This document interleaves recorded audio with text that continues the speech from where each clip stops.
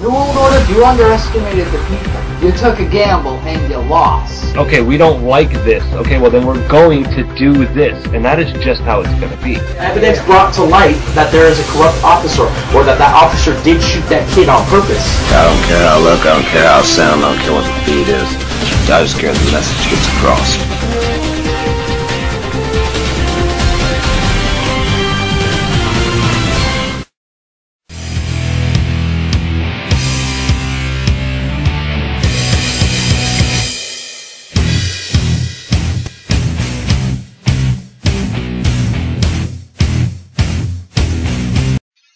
What's up, everyone? This is Tin Man with the Resistance, And I'm Lucid. if you're watching this, you are the Resistance, and this is your weekly report. And this is a bottle of hot sauce. So, I'm actually gonna be kind of busy for like the next like 5 Come on, baby, let's start the party. You bring the That's brand, alright, I got bring you. the Come Bacardi. right here. Jump in one time to have You some go fun. ahead- you better go ahead and make take it your way quick for a or few I minutes won't while I run. get Yeah, this that's it. loaded. No way. You got 2 stories, I got 2 stories. And I got that 4 stories, plus the 2 you gave me. I got 6 stories. I got my own myths and legends thing I'm doing this month. And I've got to do all the fucking editing. Congratulations. This is your endeavor that you started. I'm just a fucking worker. So work. I am. See, the thing is, I'm having the same fucking problems you are. What is that? The Zionica.com? Let me see. Yeah. See, I don't know why this shit ain't fucking loading up. Yeah, I'm having a problem with it too. Oh, this one's loading. Is it? Alright, well, go ahead and see what it tells you. Because my shit's not working out. Alright, people. Texas passes law permanently banning Muslim Sharia laws. Yeah, Sharia law. Sharia law, whatever. Sharia.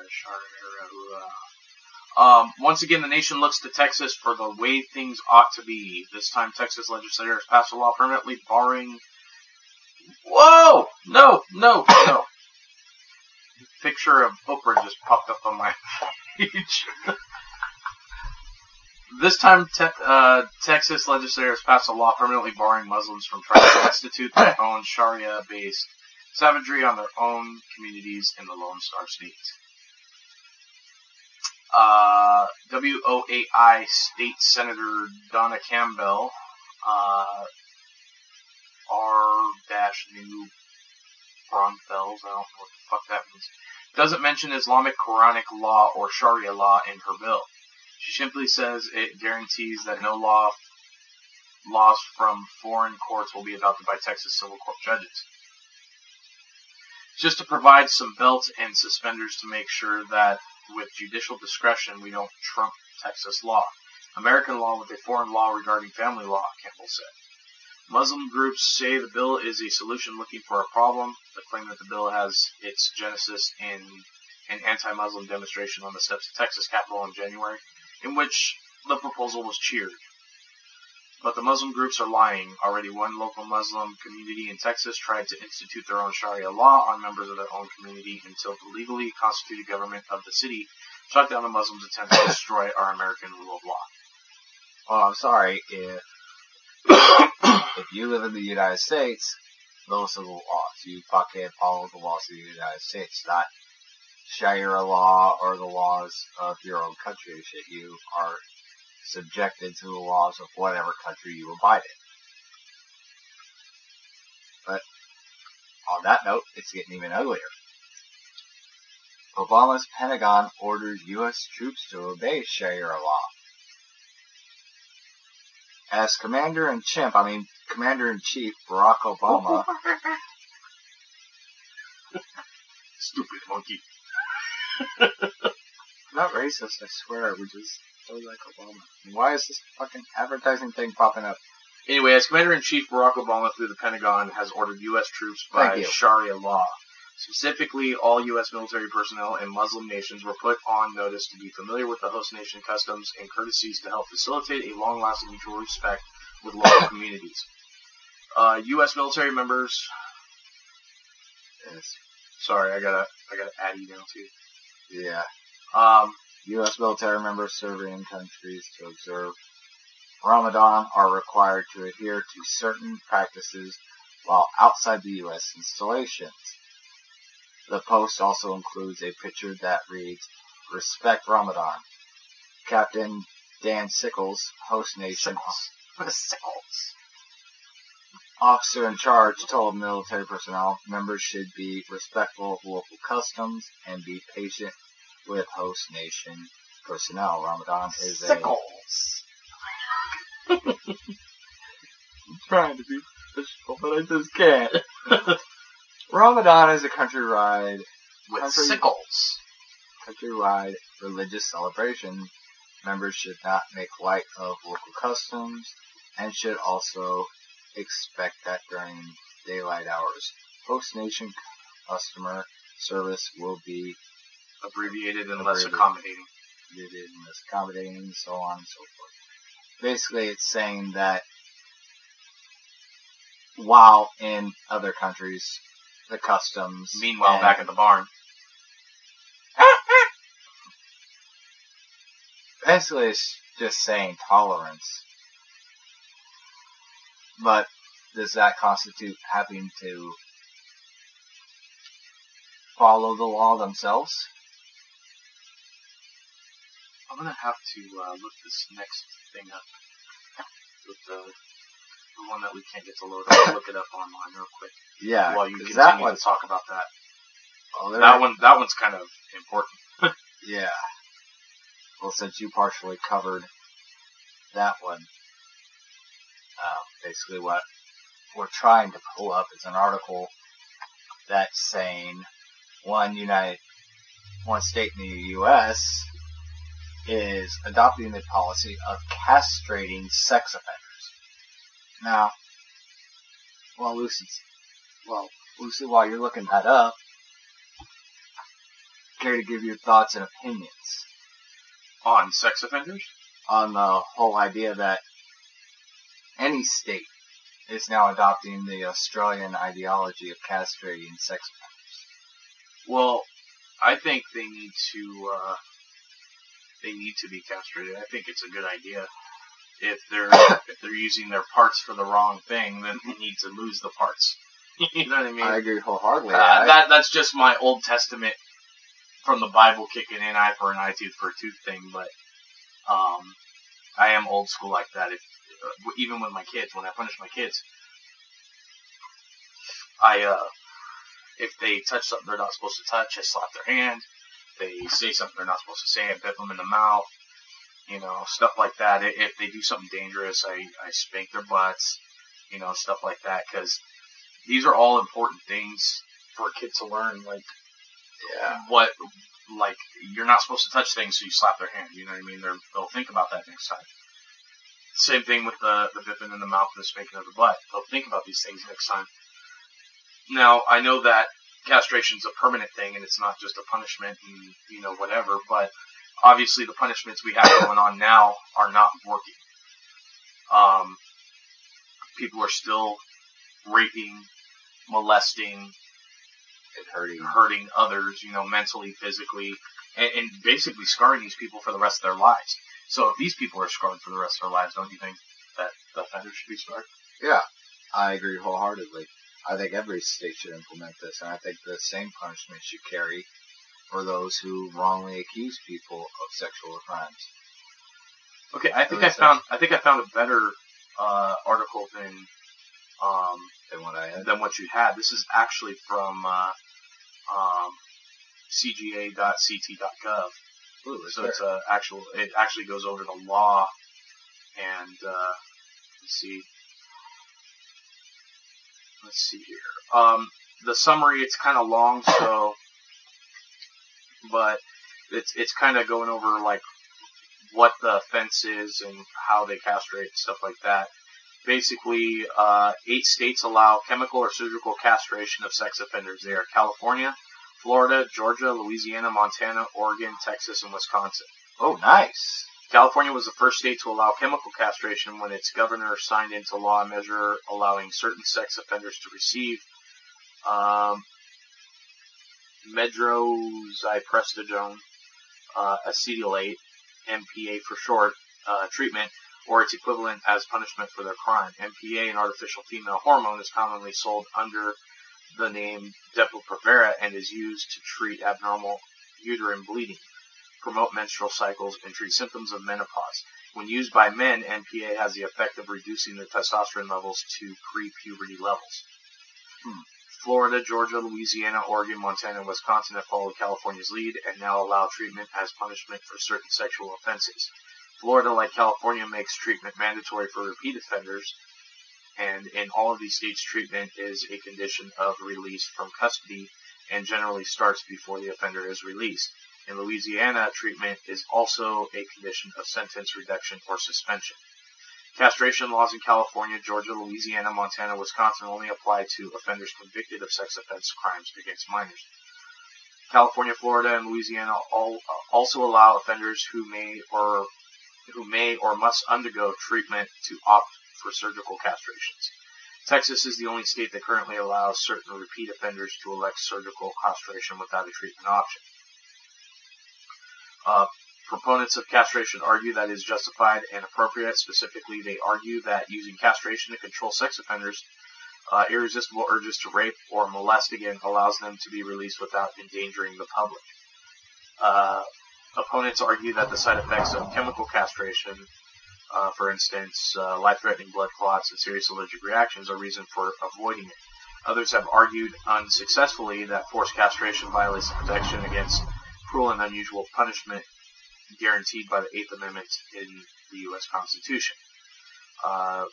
Since the mid-1990s, states have allowed and, in certain instances, required castration as a way of penalizing sex offenders or as a condition to their release from custody. Table 1 shows castration laws by state. Okay, so I'm going to go over California since that's where we live. All right. And you guys could actually look up these websites for yourself. It's if you just type in the Google search or legal castration and you click enter, it'll bring up a list of things. It's the top ones. CGA.ct.gov is the actual website.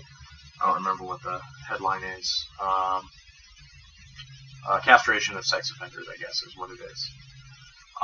But the law by state in California regarding castration, mandatory castration upon release of sex offenders, states courts may order first offenders of certain crimes committed against children under ages 13 to undergo MPA treatment or its chemical equivalent before they are paroled.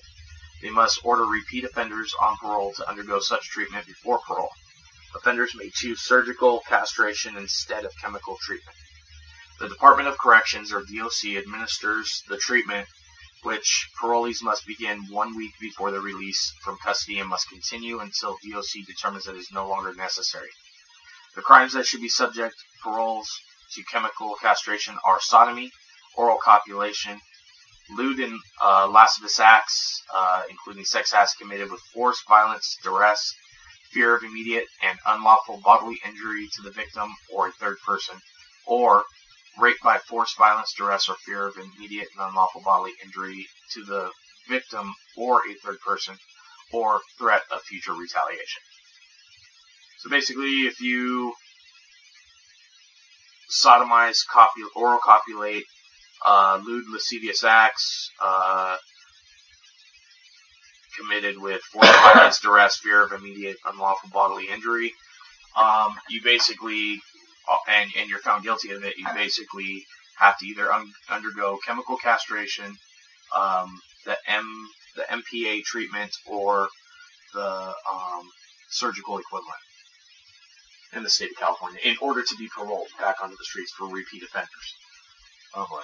In fact, it says that Texas, for repeat offenders, it makes it mandatory for repeat offenders to get surgically castrated.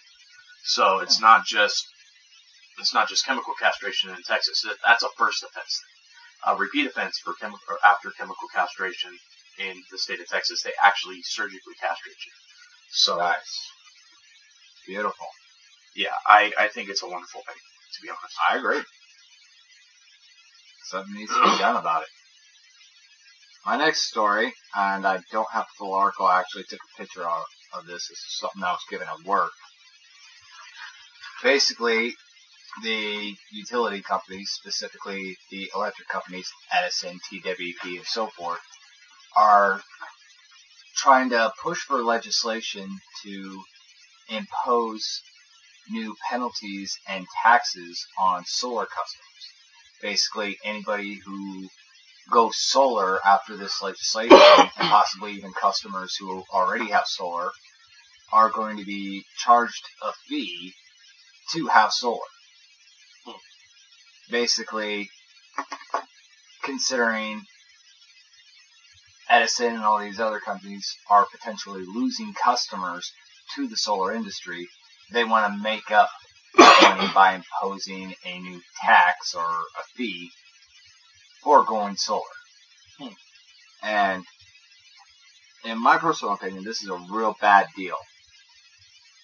Because this is how solar works. For those of you who don't know how a solar system works, basically, if you have a solar system, it generates electricity and then goes to the electric company's grid. And then back to your house. And whatever electricity you don't use, say you only use 80% of what you generate for the grid, the electric company generally compensates you for the electricity you didn't use. They buy back that 20% that you didn't use. Which in most cases is about a $20 or $30 check in most households per month. I mean, that's an extra $20 or $30 in your pocket, you know, just for going green. Yeah, and I'm not trying to sell anybody on solar or anything. I mean, if you want to go solar, freaking shoot me an email and we'll talk. But here's the kicker. This is what I find fucking hilarious. The solar industry, by putting panels on these homes, is generating power for these grids. So they're not having to use coal and other means to generate electricity. That's what I said. They're actually saving the electric companies money by generating the power for them and utilizing the grid. And not just that, they're saving the environment as well, not producing carbon emissions. Yeah, but here's what's funny. These companies want to charge people for providing power for their fucking grids. I mean, that's fucking stupid in itself. Yeah.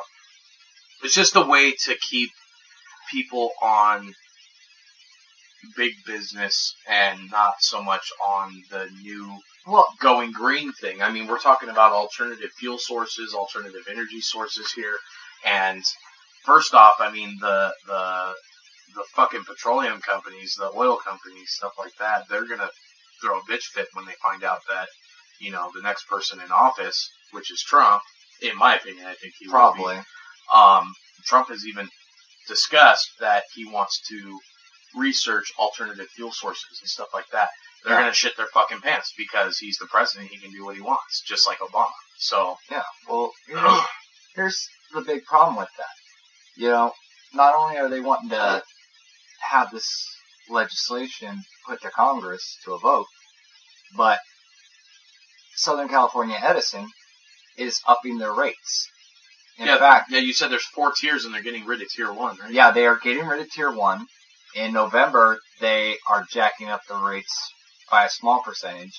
And I think over the course of the next 3 years, if I remember correctly, the rates are going to go up 16%. So not only are you going to be paying more, but you're going to be paying more. An Edison customer or even a TWP customer or whatever your electricity provider is. If you want to go solar, you're going to get charged extra for that too. Which is really bad because not only is the customer spending more money regardless, they're getting fucked either way, right? But imposing these fees and penalties for going solar will deter people from going solar, right, and sticking with Edison and other companies and their high rates, which is going to put people out of jobs. It's going to be costing the homeowners more money for their electricity, and it's going to be putting hundreds of thousands of people out of jobs. I mean, you've got dozens of solar companies in Southern California alone. And you figure each of those companies has a dozen or so van crews who are out canvassing. That's not including confirmation, technicians, and installers. Yeah, so you got the construction industry is going to take a Yeah, hit. you got everything from sales all the way up to installation. Well, are going to be fucked out of jobs. You got everything. You got management. You got the little worker bees, the canvassers. You got the salesmen. You got the installers, which is going to hit the construction industry because a lot of people who do construction is doing this stuff. Yeah. Electricians are going to take a big hit with this too. Yeah. I was talking to a guy that has a kid that goes to the same school as my daughter, and I told him that I was thinking about getting my contractor's license, and he told me that they make a lot of money installing solar panels. Yeah, it's big business. Yeah, and I asked him, well, how much do you make? And he said just for 1 day's worth of work installing the solar panels, if the roof doesn't need to be fixed and whatnot, then it's approximately $3,000 a day. Yeah. So they make a lot of money doing that. And it's not as though the electric company isn't turning a profit on this. Like I said, they're getting energy produced for them for free. For free, exactly. Sent directly to their grids. It's a win-win situation for everybody. They're buying the electricity back from the homeowner at a much lower rate. Here's the thing. You get charged, like, I think, I'm not sure exactly what the exact numbers are on this, but you get charged substantially more for using electricity than what they give you back for not using the electricity. What they buy back from you is substantially lower than what you would actually have to pay for being a Southern California Edison customer. It's because of the process that they generate the electricity. That is why it's so expensive. It's like, I think you buy the electricity from Edison at, it's either 6 or 16%. I'm not sure. And they buy it back from you. If you're a solar customer, they buy it back from you for 3%. Right. So they're making a killing either way. They're getting electricity generated for them. Here's the thing. Here's the thing. I don't know why Edison even buys the energy back. Why don't they just store it and use it for other people and give them like a special discounted price from the people that aren't using their extra 20%? You know what I mean? That would be unethical in most people's eyes because it's stealing. You're saying it's stealing. If you're generating power for Southern California Edison, and you're not getting anything back for what you don't use, like say you only use 50% of the electricity that you generated. That's a $60. You're fucked out. Yeah, you're fucked out of that 50%. And there's a petition that's been put out by Sunrun, which is a major solar company operating in the United States. They put this out there. It's a petition opposing this proposed legislation. And the link's going to be in the description of this video. It's tinyurl.com/vote-for-the-future. The link will be in the description. Here's my opinion on this whole solar thing. If I wanted to be a solar company, I would even be willing to sign over my extra energy usage to the fucking company so that I don't have to fucking pay an extra tax on it. You know what I mean? Yeah. I go green for the environment. I go solar for myself because it's cheaper. It's more efficient.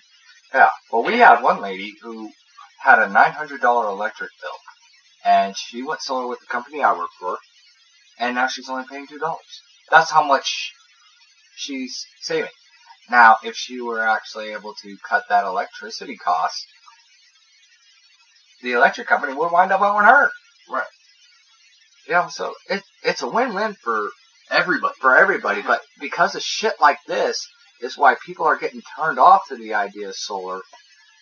And, I understand, the government's pro-solar and a lot of people aren't pro the government and all that.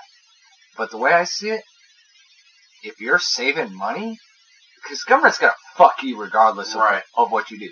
They're going to find a reason to tax you on your taxes at the end of the year for this shit. Eventually. Yeah, which is probably what's happening here. Right. But, you know what? You're paying substantially less than what you've been paying for Edison at low locked-in rates versus companies like Edison and TWP who just keep jacking up the rates on you. Mm-hmm. I mean, the rates are substantially higher than when we were kids. What about, I do this because I'm tired of people getting fucked. I mean, what is our electric bill this past month? Like $200 fucking bucks. Yeah. We qualify easy, but because we're not homeowners, we have to go through our landlord, who is, at the moment, not being very cooperative with us. He's a dumbass. He's not being very cooperative with us.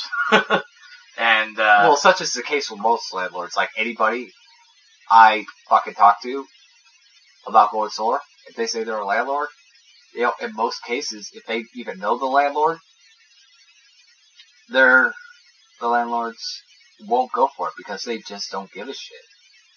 And realtor companies, here's they're the thing, freaked the fuck out by solar. Here's the thing, they don't know how to sell it. It's also a win-win for the landlords and the tenants who are renting the property at the time, too. Because, think about it. Your company that you work for, which I'm not going to say the name, but the company that you work for, selling solar panels, they fix your roof if there's something wrong with it, okay, which is probably a good $5,000 to $10,000 job, depending on who you go through. Me, I probably wouldn't charge that much to fix some of these roofs, but hey, you know, that's just me. I'm not out to screw people. I'm out to help people. Yeah. But they'll fix your roof for you. They'll put solar panels on your roof as per their installation process. And then insure it for 20 years. Yeah, and then you're good for 20 years. But even aside from that, your company offers $500 to put into the person's pocket who is getting the solar put on their house. So the landlords get money for it. The tenants save money, which makes it easier for them to pay their rent to the landlords so that there's not late rent. Yeah. You know, so they're getting their money on time. They're getting extra money in their pocket. They're getting their property fixed. The equity on their property is going up.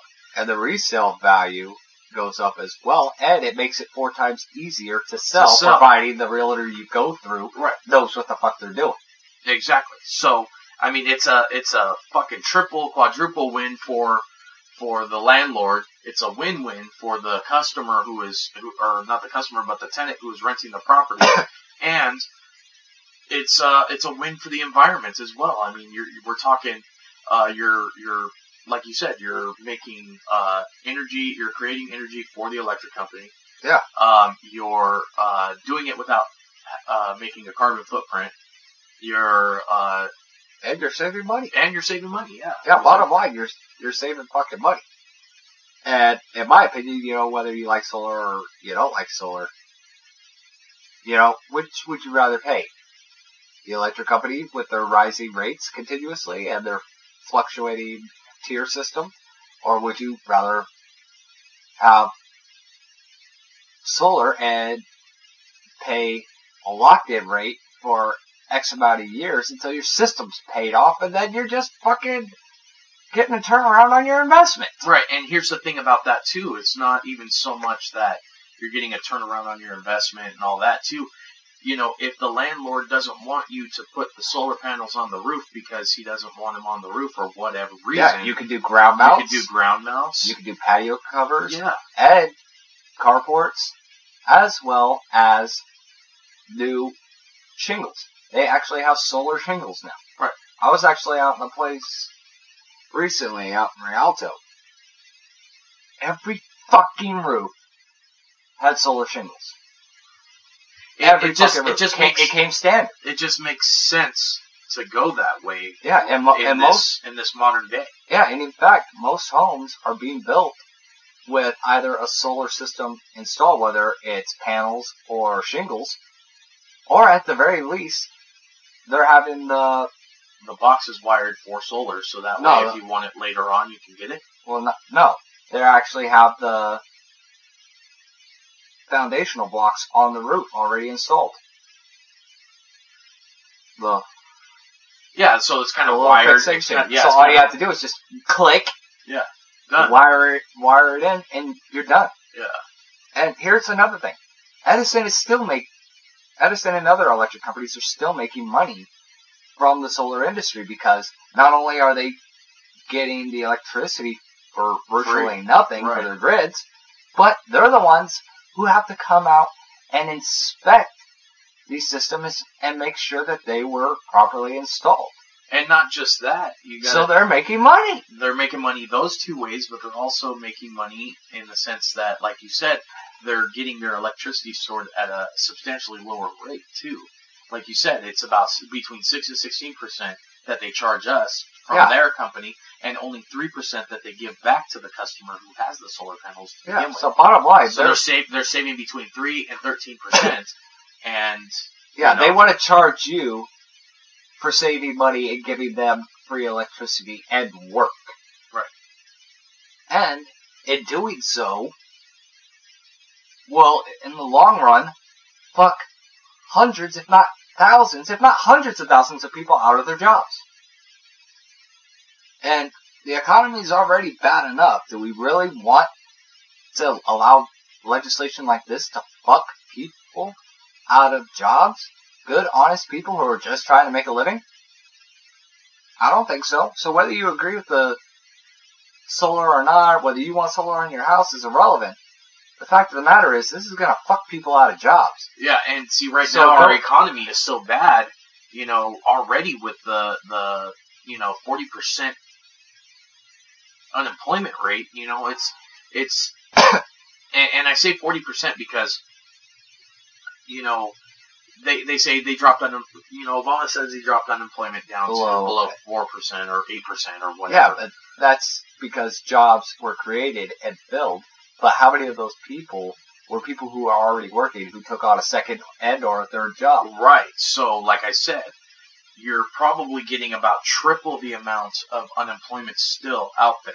So, some people have 2 jobs, some people have 3 jobs out there right now.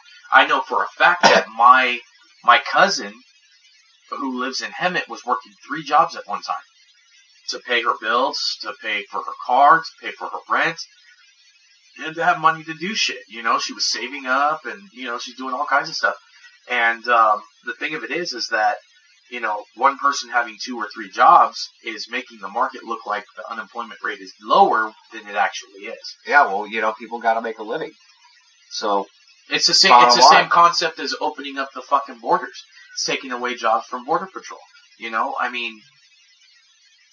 Yeah. It's stupid. I mean, you want to create jobs, not take them away from the people. Yeah, and right now we have an opportunity to stop this. Like I said, Sunrun has this petition going around. It's at tinyurl.com/voteforthefuture. The link will be in the description of this video. Go ahead and sign the petition. Yeah, seriously. Help people keep their jobs. Do it. I'm going to sign it fucking 3 times. Yeah, I'm going to sign it under my name. I'm going to sign it under my wife's name. I'm going to sign it under my brother's name, his wife's name. We're gonna get this petition signed and passed because seriously, it's for the best, people. Yeah, whether you like solar or you don't, you gotta support the idea of hardworking Americans being able to make an honest living. Right, and pay their bills and their debts. I mean, what if you're a actual business owner who lets out credit for some odd reason, say Walmart, and you own part of Walmart, which as most of the customers or employees do, you're getting credit under loans of the stock that you own, and if they're not paying back that money, your stock is dropping. So therefore, you're not making money. So it's in your best interest to make it easier for these people to work and pay their debts rather than, taking jobs away from them and putting them in a predicament that it's going to fuck them over, and in turn is going to fuck you over. Yeah. In fact, I'm going to take this segment out and make it a separate video as well as it being on the weekly report, just so word spreads even faster. Sounds good. And in the meantime, I think we're going to go ahead and jump to commercials, and then we'll come back with the origins of Mr. Giggles. People ask me all the time, where did Mr. Giggles come from? Where did you guys come up with this guy? Well, that's about to be explained today, people. And I just want to put as a little footnote, too, real quick before we cut. I've been looking up or trying to look up articles for the suppression of technology. I cannot find anything that's definitive. What was the guy's name? Jared Everett? Grandmaster Revan. Yeah, Grandmaster He wants us to cover technology. In fact, before we do a commercial, I'm going to talk about that. I've been looking, Grandmaster Revan. I don't see anything to remotely suggest that technology is being suppressed outside of things like the Tesla project. Which now, actually, that is coming into enactment the first of the year next year. They're actually providing Tesla batteries. Yeah, that's coming into fruition to a point. But for the most part, technology is being pushed harder than ever.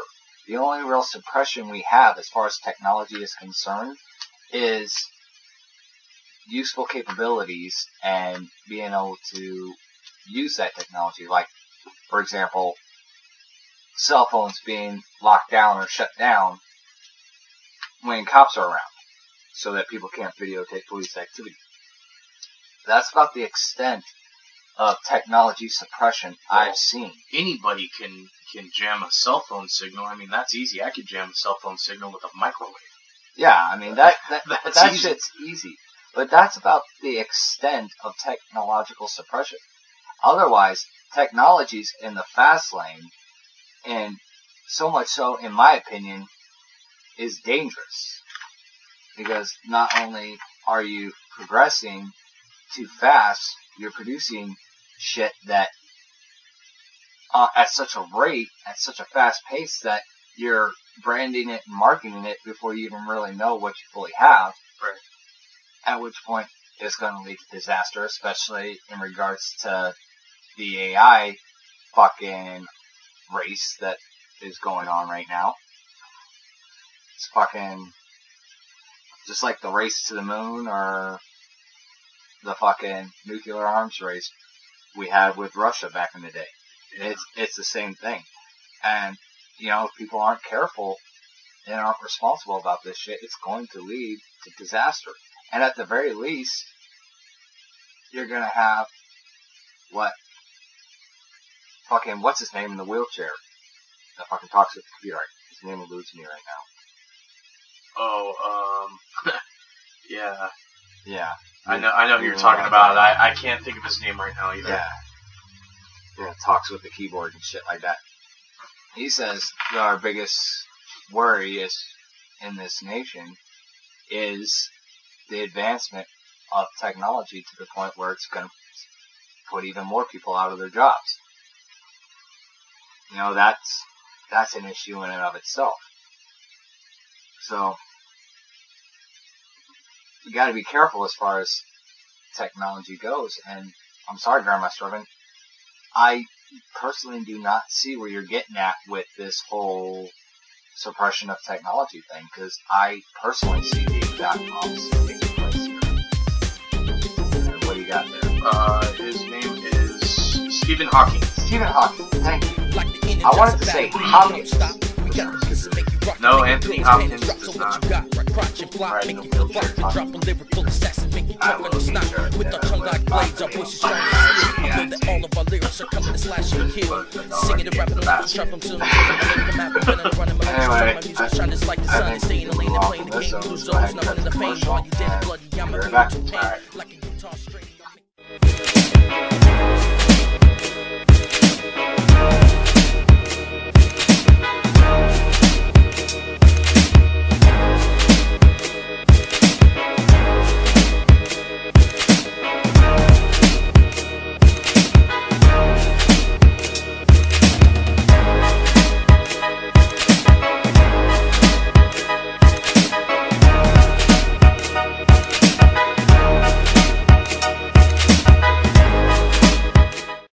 Hello, YouTube Universe. This is good old Grandmaster Revan. Are you looking for daily, unbiased political videos?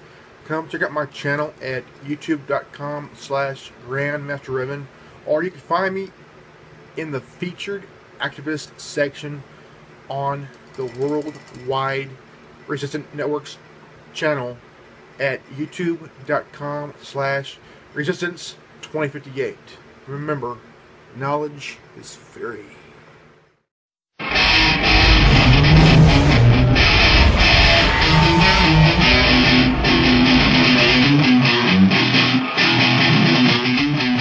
want to talk a little bit about how America is becoming a modern-day Sodom and Gomorrah in some aspects.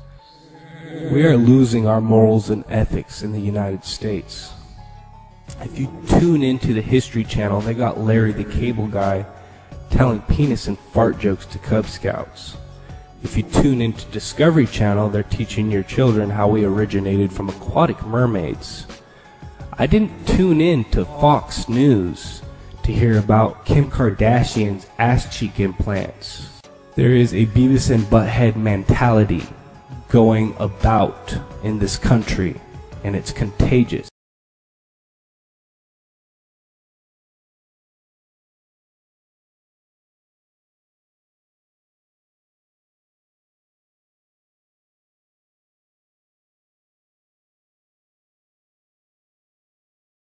On this promo, Mr. Giggles is trying to escape. You ain't out there. You ain't out there. He's over there. What the hell is going on out here? Tommy Bird's over there. Look. I gotta go. I gotta go. He ain't over there. I gotta go. He's over there. I gotta go. Look, he's on the table. I gotta go. Tommy Bird's on the table. Look, right there. I gotta go. I gotta go. I gotta go. I gotta go. No. No. No. I gotta go. I gotta go.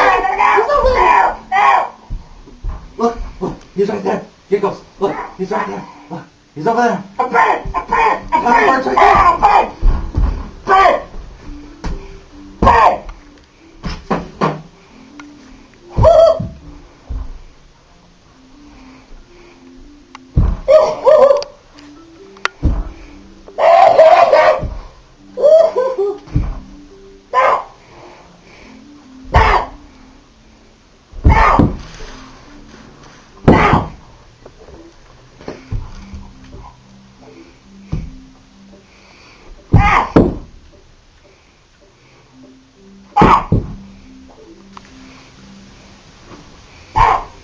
Well, at least there's no rats.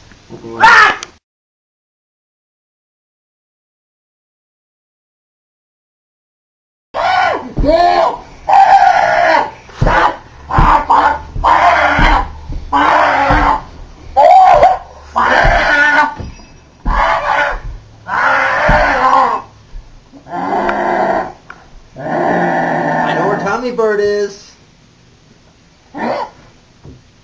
Tommy Bird's right here. He's not outside, he's right here.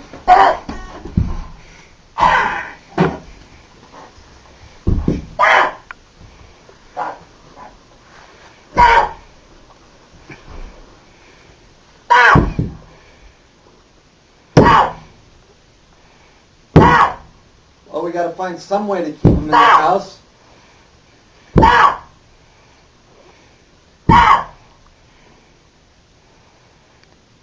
On this promo, Mr. Giggles is trying to escape, but we can keep him entertained with killing Tommy Bird. Well, at least you're finding some way to keep him entertained.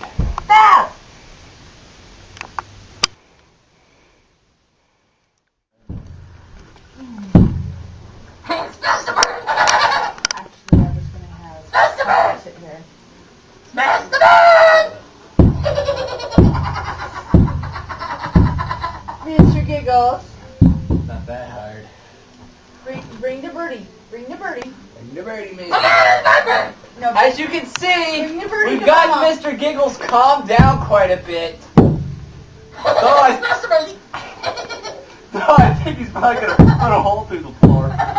I'm MC Spike, CEO of Black Wasp Entertainment, and this is our good friend Mr. Giggles. No, you can have the hammer. He's right. No, again. Mr. Giggles, bring the birdie to Mama. But I want to kill the bird. Bring the birdie to Mama. Don't want to. Bring the birdie to Mama. You can smash the birdie up here. Okay. Okay. Come here. You want hammer? Get over there, Mr. Giggles. The hammer away. Okay, to explain a little bit about Mr. Giggles.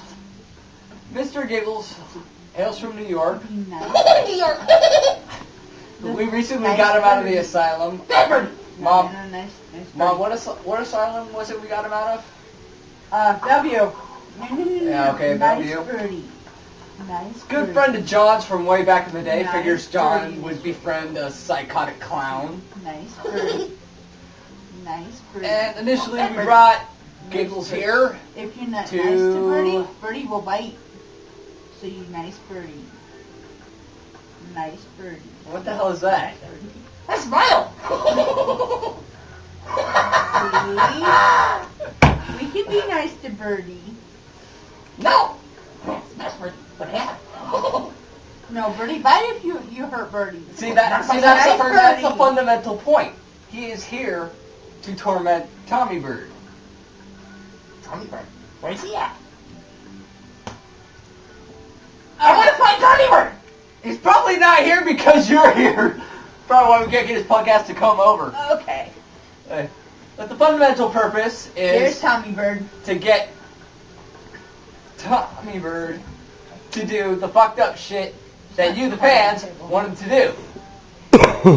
So Mr. Giggles is going to exploit Thomas's fear of clowns I smash Bird. Hit him in the in head. order to act as a mediator.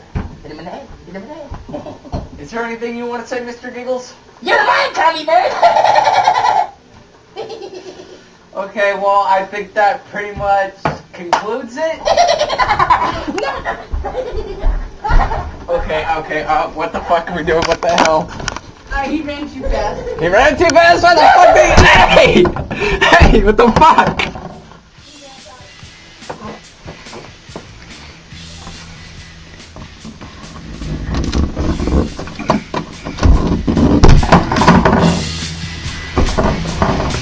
Mr. Eagles, what the hell are you doing?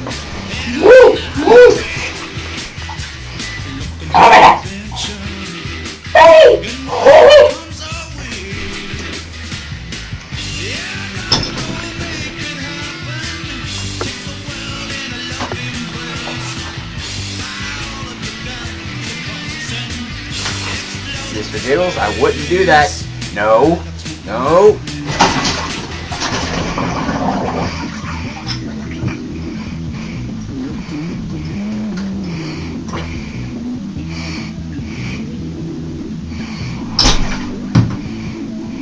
Mr. Giggles, you're an idiot.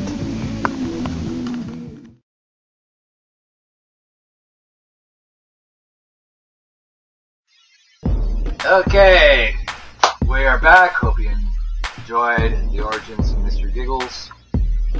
And Lucid, I'm going to go ahead and turn it over to you. You got some myths and legends, and I've got the ketos. Before we move on, though, the origins of Mr. Giggles, he has evolved from Shake it to the left, baby, this shake it to the crazy right. Come on, shake it for dude the who wears rest. boxing Shake it all gloves night, shake it like it's all and shake a it, spike turn out the helmet spice. And if to you're down to shake it once, I'll make it shake this it twice. guy Every who body in your mind about to is a lose my political mind, like a fine activist. someone It's funny, but he is a political activist too, don't you think? Yeah, who'd have figured that a psychotic clown would become a political activist? Right. You see the origins of where he came from, and now where he's at now. It's kind of Amazing. yeah, fanatical. Really, I mean, like he went from one extreme to another.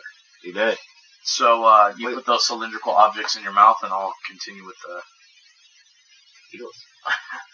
Go for it, man. All right. What do you got? Well, keeping true to the theme of the month, myths, legends, and folklore. I don't know how many of you are actually following this this whole portion of the segments, whether you guys shut the computer off at this point or the movie or whatever, the video. But for those of you who are, I mean, I've kind of come up with some other things, some scarier things too. You know, kind of sticking true to the month of Halloween and you know the spirit of scary stories and stuff like that. Mm-hmm.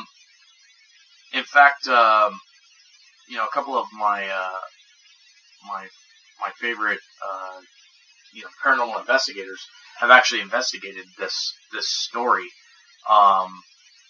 It's about the Jersey Devil. Okay, for those of you who don't know, the Jersey Devil is this horse-looking thing that has wings. It's about Almost like a Pegasus. yeah, kinda. At least that's the description that they're kind of giving off here. It's got red glowing eyes, so on and so forth. But anyway, here goes. Where'd they get that photo of my mother? The story of the Jersey Devil has become layered with myths and variations obscuring the original events that gave rise to it. Not surprising considering the story comes from colonial-era political intrigue, Quaker religious infighting, and a future founding father. Most skeptic and students of the Ultra know the story of the Jersey Devil sometime in the early part of the 18th century in the New Jersey forest, called the Pine Barrens. A woman known as Mother Leeds gave birth to her 13th child and cried out, "Oh, let this one be a devil." The child arrived with horse-like head, bat-like wings. It yelped menacingly and flew out of the chimney, disappearing into the dark and to spend the centuries accosting anyone unfortunate enough to encounter it. Sounds almost like the origins of the Minotaur. Yeah, probably kind of the same thing. The commonly held story of the Jersey Devil bears no resemblance to any sort of reality. However, the story is born not out of blaspheming mother, but out of colonial-era political intrigues, Quaker religious infighting, almanac publishing, a cross-dressing Roman governor, family reputations, and Benjamin Franklin. There are legions of books and websites devoted to the Jersey Devil, but they rehash material or copy other websites without any attempt to verify sources or check original materials. If you look to the historical record with the keyword of Jersey Devil, you would find little factual or reliable evidence. Reviews of newspapers, pamphlets, and broadsides from colonial New Jersey show no references to Leeds Devil or anything like it. Reports of children killed by the creature in an attempt by a local clergyman to exorcise the Leeds Devil in the 18th century have no supporting documentation. Also, the central protagonist, the Quakers, did not perform the exorcisms. As a result, the story of the Jersey Devil's origin has been shrouded in monster tales that obscure the far more interesting historical events. And it goes on to talk about the myths and the Leeds Almanac, and goes into really great detail. I mean, this thing would take me probably 30, 45 minutes to say the whole thing. So, if you guys want to look it up, this is on csicop.org. It's a feature written by Brian Regal, volume 37.6, and it was written in December 2013. If you guys want to look that up, but just type in the story of the Jersey Devil. It'll pop up in your feed on Google. Does it talk about any alleged sightings of the devil, especially like in modern day? No, it doesn't really go into that. It just goes into the history of where it came from, and that's kind of what I was focusing more or less on, was the history of the things, and is it true or not true. The next story I have is one that you guys are probably pretty familiar with, is the chupacabra. Over a decade ago, farmers in Colima, a mining town in the heart of Chile, harsh northern desert, awoke to find their goats and sheep dead in their pens. An unidentified predator had mutilated the animals' necks. By the time the television cameras arrived, the rumor of the chupacabra attack, Chile's first, was spreading fast through Southern Pacific nation. Bigfoot with teeth, a mix of vampire and marauding furry lizard, the chupacabra has become one of the most common beasts studied under the general heading of cryptozoology, the study of animals that may or may not be real. No one has ever caught a chupacabra, although plenty of eyewitnesses claim to have seen one. Descriptions vary. Eyewitness accounts during a rash of alleged attacks in 1995, many in Puerto Rico, described the animal as having a reptilian body, oval head, bulging red eyes, fanged teeth, and long darting tongue, according to a report that at the time in the daily San Juan Star. The same description has weathered decades of scrutiny. First appearing in the late 1960s, alleged chupacabra attacks picked up markedly in the mid-90s, moving America's leading cryptozoologist, Lauren Coleman, to term the animal the single most notable cryptozoological phenomenon in the past decade. Coleman is the author of Cryptozoology A to Z. What is unique about the chupacabra that is crossing languages, which I think shows how small our world is getting, says Coleman, reached by phone from his home in Portland. It's sort of like Jennifer Lopez, kind of cross-cultural. Wow. This There's so many avenues I can think with that. Yeah, this one here is actually from animalplanet.com. Anyway, they got pictures of this thing, dead ones, supposedly, that... Yeah, I've seen those before. It looks kind of like a dog, almost. Yeah, it's like a dog that has, what's that fucking disease with it? Mange. It's where the dog loses all of its hair, the skin turns black, and loses teeth. The teeth starts rotting out. They grow weird teeth. It's kind of deformed looking. It looks like a cross between like a pig and a dog. Is kind of what it looks like. I was kind of picturing, you know, based on what I've seen and the way it's generally described, it looks like a dog with what you said. You know, with losing all the fur, the skin turning black, but also having Harlequin syndrome. Harlequin syndrome? Yeah. You ever hear the term Harlequin babies? No. Well, basically, it's a rare disease that happens to infants. Basically, they develop reptilian-like scales on their skin. Mm-hmm. And they also have what is believed to be inverted eyes. So eyes are generally red, or generally bright red, and like they're inside out almost. Oh. Anyway, it goes on to tell about how they kill, how there's been sightings as recent as October 1999. Brazilian eyewitnesses claim to have seen the animal that may fly or leap with powerful monkey-like hind legs, attacking animals and humans both. Most witnesses also claim to have seen fangs. In every case, a predator appeared to wantonly kill livestock, usually goats or chickens, then mysteriously disappear. No meat was taken, only a small bite to the neck was apparent. And though no photographs of the assailant itself exist, hundreds of photos of the dead animals are on record. Eerie similar, drained of blood, but otherwise intact. And there are those eyewitnesses from dozens of incidents in far-flung regions telling strikingly similar stories. It sounds similar to incidents where swarms of vampire bats attack cattle. Right. Let's see. We got a few more minutes. I'm going to go ahead and do this next one. Oh, yay. This one's called... the tobacco. This one's about the... Here, make me one too, though. Absolutely. This one here is called... it's a story about a thing called the Wendigo. I like it. And this is actually kind of a private blog that somebody posted. In 2007. Well, it's like a screenshot of the dude's phone. See? Oh, wow. It's like a screenshot of the dude's phone. So, I'm just going to read what it says here, and then I'm going to tell you what I have heard. Like I said, this is just a blog, and these are people's opinions and takes on the Wendigo, and then I'm going to tell you what I've heard. Well, this creature is considered by many to be the creation of horror writer Algernon Blackwood. In this classic terror tale, the Wendigo, this wood spirit, was and is very real to many of the northern wood and prairies of the states. Many legends and stories have been circulated over the years about a mysterious creature who was encountered by hunters and campers in the shadowy forests of the upper regions of Minnesota. In one variation of the story, the creature could only be seen if it faced the witnesses head-on, because it was so thin that it could not be seen from the side. The spirit was said to have a voracious appetite for human flesh, and many forest dwellers who disappeared over the years were said to be victims of the monster.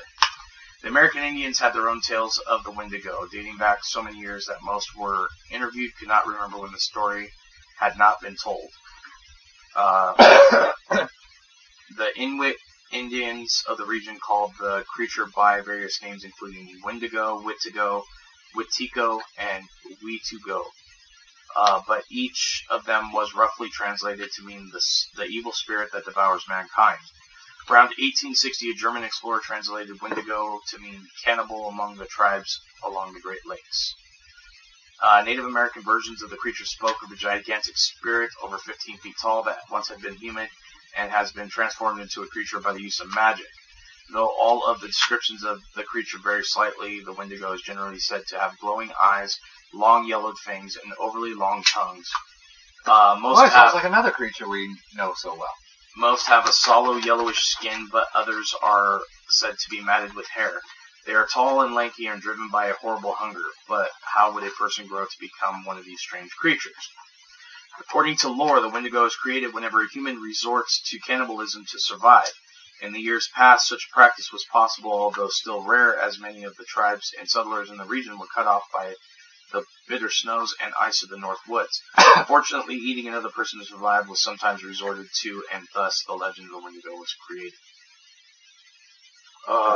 But how real were or are these creatures? Could the legend of the Wendigo be created merely as a warning sign against cannibalism, or could sightings of Bigfoot-type creatures have created the stories?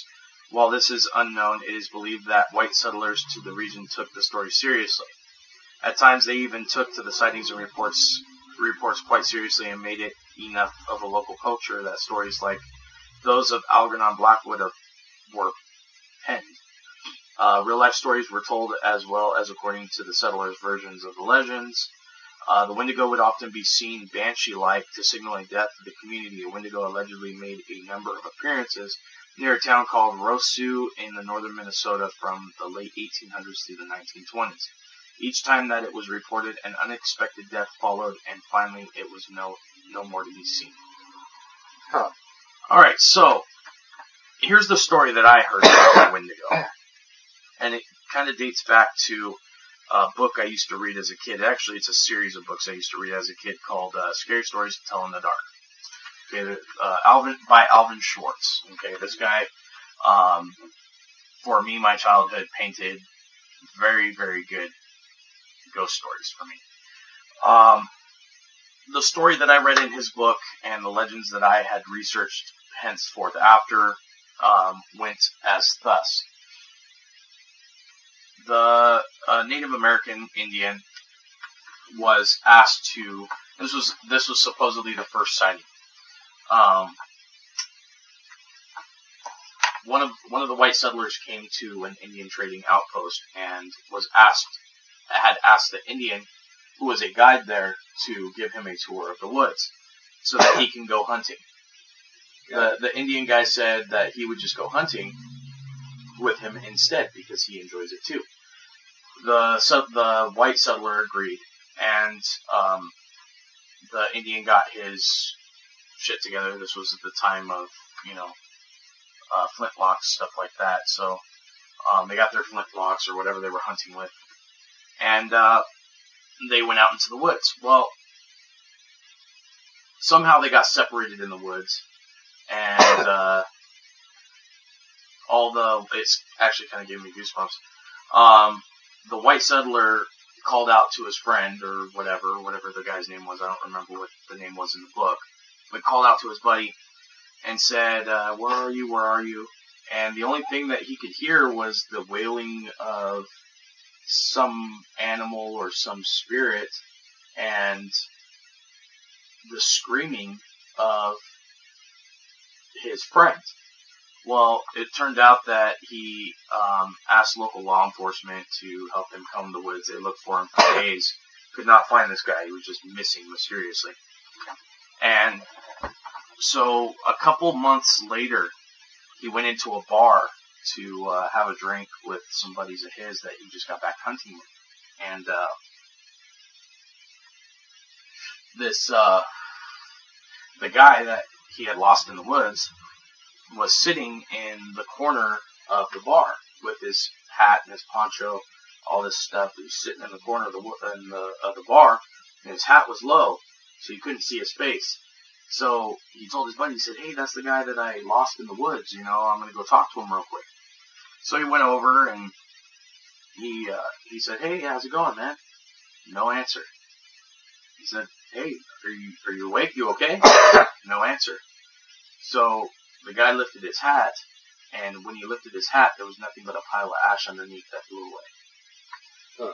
Now, the legend behind that story, according to the Native Americans, was that the Wendigo is a banshee-type spirit that is like a protector of animals or the forest or something like that. And it only bothers those who go hunting and whatnot, who want to build campfires and destroy wood and trees and animals, stuff like that. Basically, one big pissed the fuck off Smokey the Bear. Kinda like that. But according to the legends that I read up on, it was more or less a big banshee, like dark angel type entity that once it found the hunters,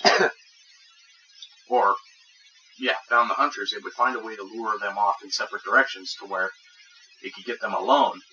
And the banshee would then grab the hunter by whatever, its arm or its shirt or whatever, and it would drag them along the ground. And at such speeds that their strides were so big that they could no longer take the strides anymore, so they would fall. And it would drag them so fast that it would burn them to nothing but ash and kill them. So that was the legend of the Wendigo as far as I did my research back when I was a kid. This article, of course, says other things. All of many myths and legends surrounding myths and legends. Right, and this one, I can't tell you whether it's true or false. In fact, all these, I can't really tell you whether they're true or false or not. I just thought they were kind of interesting. Wanted to share them with you. If you have any myths and legends you'd like me to go over before the next weekly report, which is going to be next Saturday or Friday or Saturday. Yep. Post it in the description. Tin Man will let me know, and I'll do research on those. I have a couple already looked up for next week. In fact, I'll give you a little quick sneak peek of the ones I got, so that way you can kind of fill in the blanks of what you want as the other two stories. One of them is 7 bug myths. Okay, one's about like bug bites and giant killer insects, flesh-eating insects, ones that lay eggs in your skin, if these are true or not.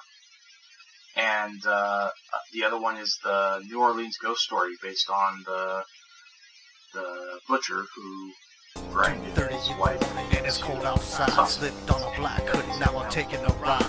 Feeling kind of nervous inside. Which those two stories actually have a true or false ending to it. When you know you're having fun, and when I get there, they'll be staring. That's it for me on the myths and legends aspect of things. You have anything to add? Gotta make sure this motherfucker doesn't run. I got nothing. Walked in his house and now it's Sorry, I want to get that and when I shoot him in the face, the cops are gonna Until come. next time, Hey, man. And I'm Lucid. This has been your weekly report. Thanks for joining us. My Watching name this. is Do others. Exhaust and I'm on a hit.